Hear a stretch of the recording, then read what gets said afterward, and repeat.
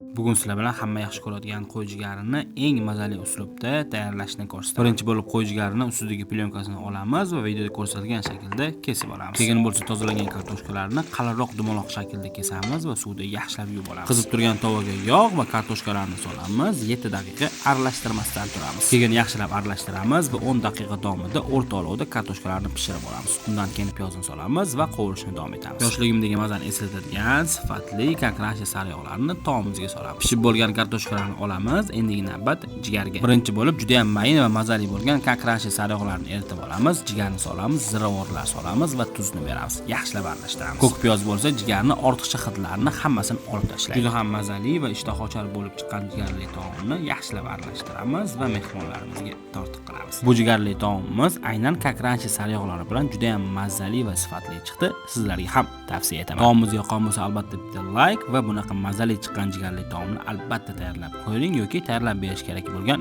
yaqiningizga jo'natib qo'ying. Juda ham oddiy, lekin mazali.